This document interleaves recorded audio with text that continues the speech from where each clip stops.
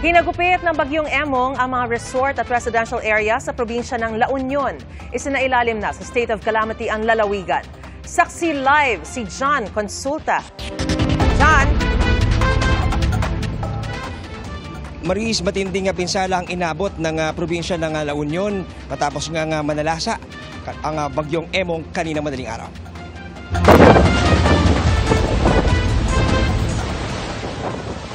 Ganito kalakas ang ulan at hangin na dala ng bagyong Emong sa La Union sa nakalipas na magdamag. Nang humupa kanina, tumambad ang matinding pinsala.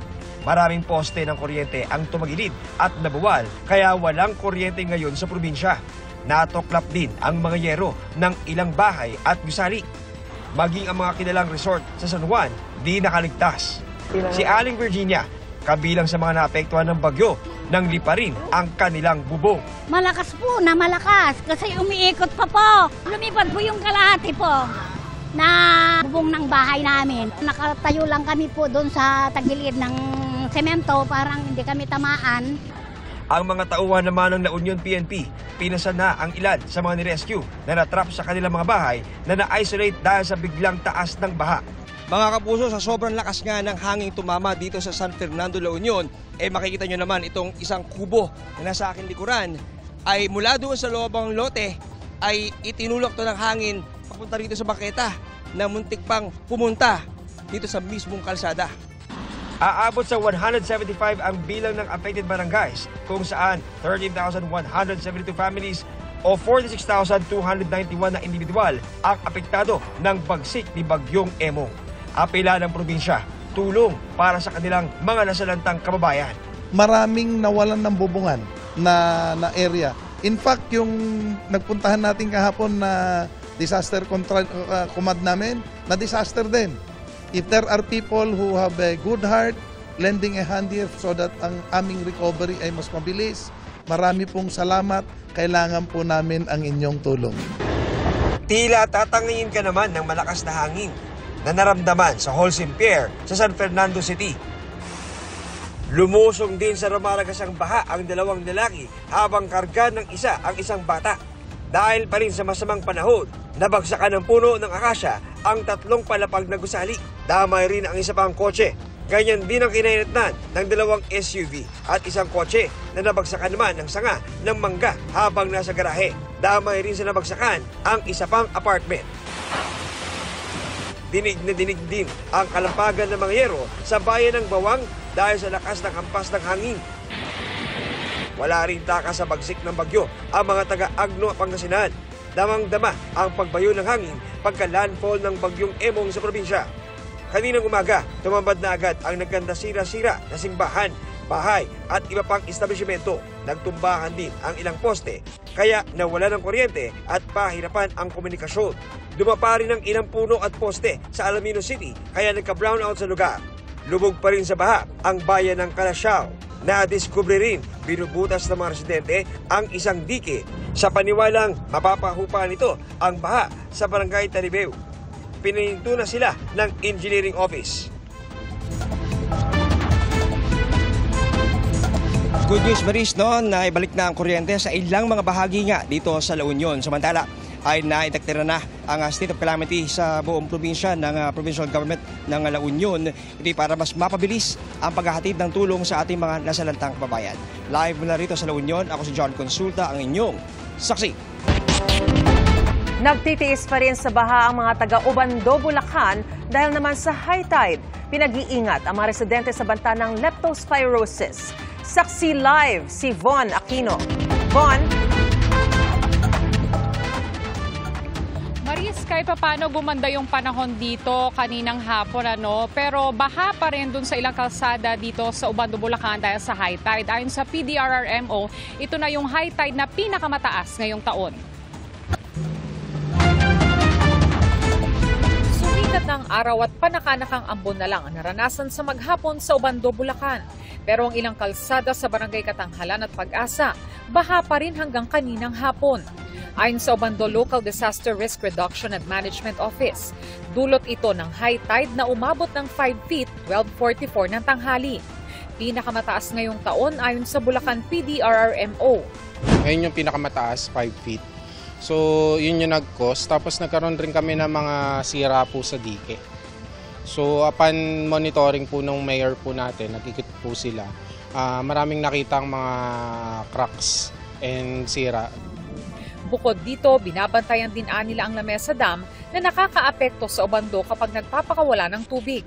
Once naman po na naglo-low tide na, ino-open na po yung mga dike po natin. Within 1 hour or 2 hour po, nawawala naman na po yung baha. Sa kabila nito, tuloy ang mga negosyo tulad ng parlor na ito na 3 araw din daw nagsara dahil sa masamang panahon. Wala na din kasing panggastos eh. Tsaka marami pong kliyente na gusto na din po magpagawa talaga. Kahit baha, self-care is a must. Ganon. Tila biyaya naman ang baha sa mga pedicab driver na mayat maya nagsasakay ng mga pasaherong ayaw lumusong sa baha. Pero ang pedicab driver na si Renato nagbota na dahil inaalipungan na at uminom na rin daw ng prophylaxis bago na masada para iwas leptospirosis. Pero minum na gamot, binibigay. Yung pang nga. Sino po nagre-reseta? Yung mga gagawad, nagbibigay. Ang Barangay Health Center at Obando Rural Health Unit nagbibigay ng prophylaxis sa mga residenteng lumusong sa baha. Hindi rin kaya lahat i-cater dito na kunwari pupunta yung mga constituents natin. So, ang ginagawa namin, they go to the communities para mabigyan sila ng gamot. Ilang pasyente rin daw ang kumonsulta sa kanila na may ubot sipon at mga batang may pananakit ng tiyan. Inabutan naman namin ang ilang pasyente na nagpapaturok ng anti-rabies. Ayon sa doktor, bukod sa infeksyon sa balat, maaari ring magkaroon ng leptospirosis sa paglusong sa baha. Dala ng mga bakterya na nanggagaling sa mga daga. And ito inahalo sa tubig baha. At lalo na pag ikaw ay may sugat o gasgas sa iyong balat, pwedeng pumasok tong bakterya sa iyong katawan at ikaw ay magkasakit na ang tinatawag natin ay leptospirosis. Ang prophylaxis pwede anyang inumin sa loob ng 24 oras matapos lumusong at pwede ring bago lumusong sa baha. Depende rin daw ito sa risk at tagal ng paglusong sa baha. Maaari rin anyang magkaroon ng leptospirosis kung nakainom ng tubig baha. Maganda raw kumonsulta rin sa doktor bago uminom ng prophylaxis. Kadalasan ay it is really advised na mag-take ng doxycycline. 2 capsule, kung 100 mg, 2 capsule as a single dose. Pero kung halimbawa naman ikaw ay may sugat o may gasgas sa iyong paa, ini-extend namin yan to around 3 to 5 days. Lalong-lalo na yung, alam mo to, yung trabaho pabalik-balik dun sa baha, no? Sa mga oras na ito ay nakakaranas tayo ng mahina hanggang sa malakas na pag-ulan dito sa Obando, Bulacan. Pero mabuti na lamang at low tide ngayong pasado 10:00 ng gabi. And as of 6 p.m., nasa 140 na pamilya pa rin yung nananatili sa evacuation center. Sila yung nakatira doon sa mga coastal areas. At live mula rito sa Obando, Bulacan para sa GMA Integrated News, ako si Von Aquino, ang inyong saksi. Kaugnay sa desisyon ng Korte Suprema na ideklara unconstitutional ang Articles of Impeachment laban kay Vice President Sara Duterte, pag-aaralan daw ng Kamara ang desisyon oras na matanggap ito. Nagbabalik ang saksing si Salima Refran.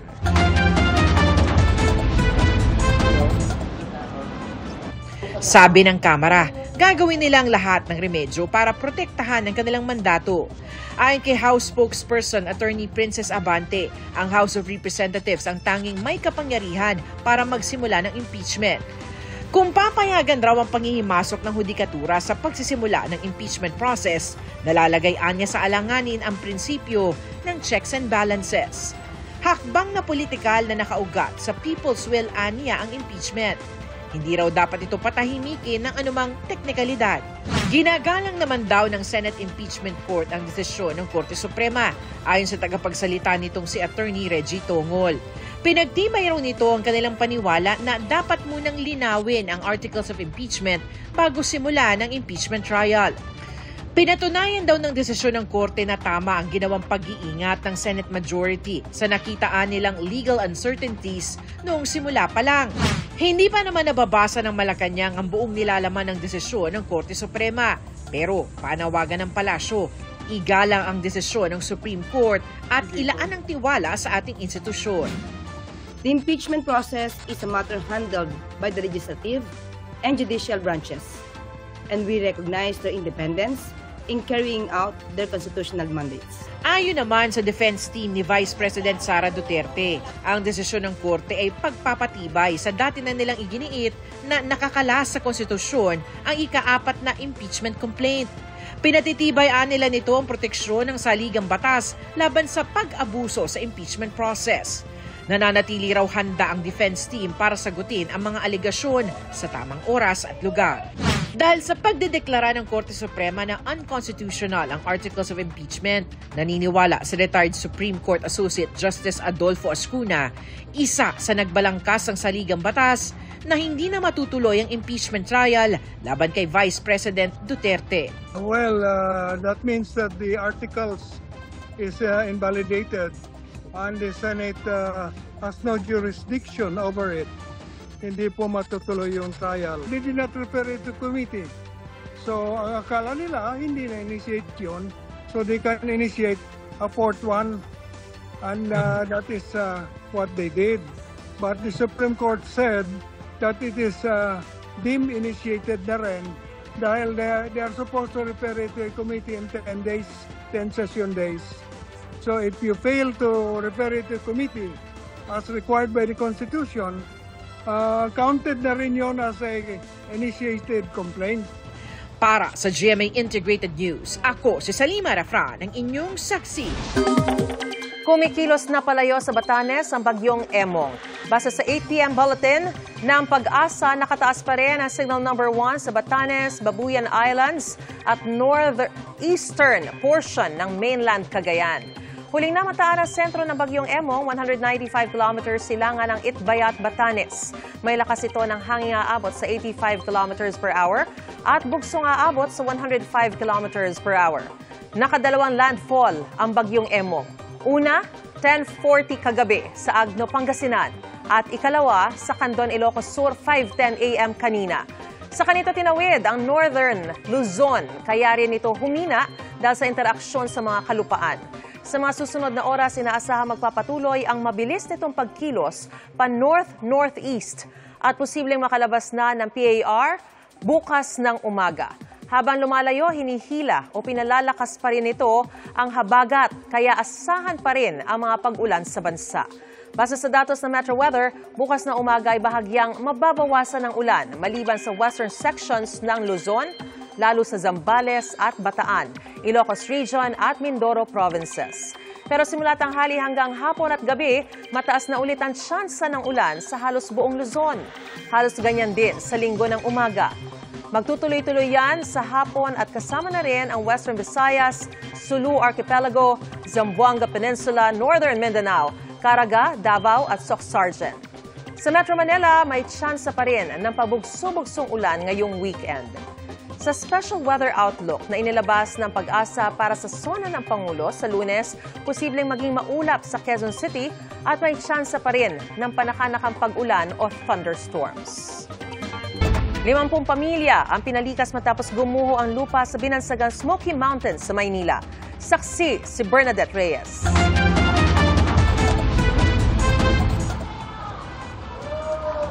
Dahil hindi na kinaya ang mga pag-ulan, tuluyan ng gumuho ang tambak ng lupang ito sa Tondo, Maynila na minsang binansagang Smoky Mountain. Bagaman walang nasaktan, natabunan nito ang ilang bahay sa Barangay 128. 50 pamilya ang agad pinalikas sa covered court. Sa tagal po ng pag-ulan-ulan, lumambot po yung lupa, kaya sinabi po yung barangay namin at saka ng mga kapulisan na mag-evacuate. Binigyan sila ng pansamantalang tulugan, pagkain at hygiene kit. Salamat po sa Panginoon na walang na-disgrasya. Nagising naman po, na labas po lahat. We should learn our lesson very well on what happened in the past, lalo na sa Payatas, no? It may happen again because almost the same situation. Ito yung isa sa mga bahay na gumuho dito sa Barangay 128 sa Balot, Tondo, Maynila. Pero yung bahay sa likuran nito, natabunan na ng gumuhong lupa. Gayunpaman, sinisikap ng may-ari ng bahay na maisalba ang ilang gamit. Aalisin ko yung lupa sa bubong para makuha ko yung gamit. May ano ako yan, welding machine, may grinder. Ayon sa City Hall, nais nilang ma-relocate na ang mga residente dahil sa peligrong kakabit ng pagtira dito. May plano na rin sana ang Maynila sa lugar, subalit pag-aaring ito ng national government. Masama din sa kalusugan yung usok na iniimit nito from time to time. The methane, the only challenge for the city government of Manila is hindi namin siya pag-aari. Tayo tutulong in our own little way. Ang kaligtasan nila ang mahalaga para sa amin. Para sa GMA Integrated News, Bernadette Reyes ang inyong saksi. Ekonomiya, agrikultura, edukasyon at kalusugan. Ilan yan sa taon-taong tinatalakay ni Pangulong Bongbong Marcos sa kanyang mga State of the Nation address. Sa nakaraang 3 sona, nagsimula ang talumpati ng Pangulo sa ekonomiya at inflation.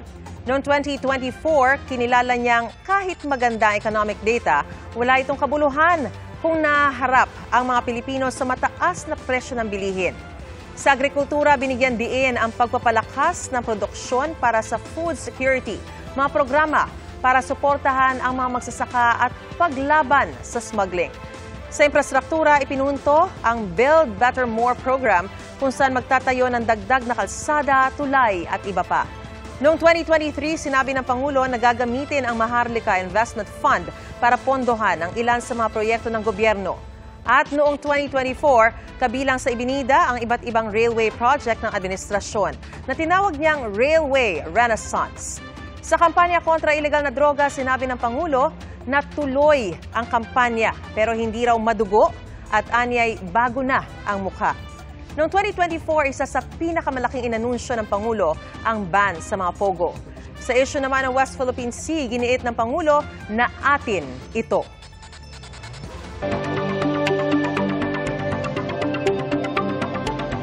Nangalahati na sa kaniyang termino si Pangulong Bongbong Marcos at sa Lunes, nakatakda niyang ihayag ang kaniyang ika-4 na State of the Nation address. Kung ano ang gustong marinig ng mga mamamayan mula sa Pangulo, yan ang pinulsuhan namin sa Barangay Saksi. I know it in my very soul. The state of the nation is sound. 3 araw na lang bago ang taunang pagtitipon ng matataas na opisyal sa batasang pambansa. I know that the state of the nation is sound and is improving.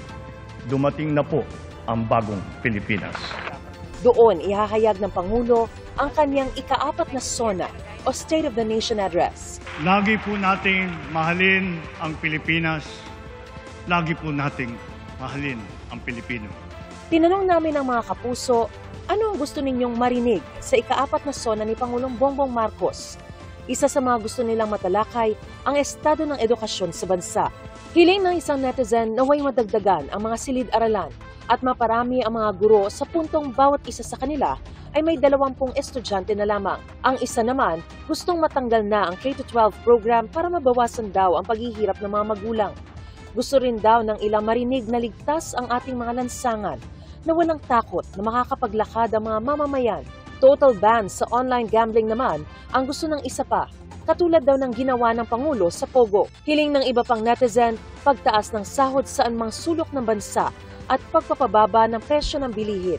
Mungkahi ng isa, tanggalin ang provincial rate at ipareho na ang sahod sa mga rehiyon para hindi na raw magsiksika ng mga tao sa Metro Manila. Sana ay bumaba ang mga presyo dahil sobrang tataas ang mga presyo ngayon, mga bilihin, lalo ang mga karne, mga chicken, mga isda, mahal kaya niyan. Sana po matupad yung sabi nila na yung bigas, ibabalik yung presyo sa yung 20. Yung bigas dapat ibaba kasi nagmamahal ang bigas eh. Dapat po maging maayos po ang bansang Pilipinas natin at hindi po magutom ang mga tao. Kapakanan ng mga magsasakang inalala ng ilan. Naway alalayan daw sila sa gitna ng mababang presyo ng pagbili sa palay at mahal na kagamitan sa pagsasaka gaya ng abono at mga pesticide. Nasa gitna pa rin ang kabi-kabila, buhis-buhay at matagal na humupang pagbaha ang mga Pilipino. Kaya marahil ay inaasahan na ang mga hiling na matalakay ang flood control projects ng gobyerno. Sana magbago yung mga baha. Magawa niya ng paraan. Isang linggo ko ng pasok eh. Kaya walang biyahe nga yung asawa ko kasi walang pasok, walang sasakay. Kaya yun, walang income kami. Yung mga drainage po, yung mga kanal na palagi bumaba sa Metro Manila eh. Kahapon lang ay binanggit ng Pangulo na hiningi niyang i-update ang flood control master plan ng DPWH. Tanong naman ng isang netizen, ano raw ang status sa pagpapatupad ng right sizing sa gobyerno? Ito yung pag-aalis ng mga doble-doble at overlapping na mga trabaho sa mga ahensya at opisina para mas mapahusay ang pagbibigay serbisyo. Kasama ito sa priority measures o gustong maisabatas ni Pangulong Marcos. Gusto namang marinig ng isa pang netizen na maitaas ang pondo para sa mga ospital, pati na sa kalusugan.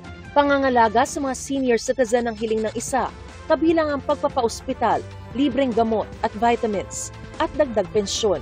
Ilan lang ang mga ito sa mga gusto ng mga mamamayang tugunan ng gobyerno, hindi lang para sa sarili, kundi para sa kapwa Pilipino.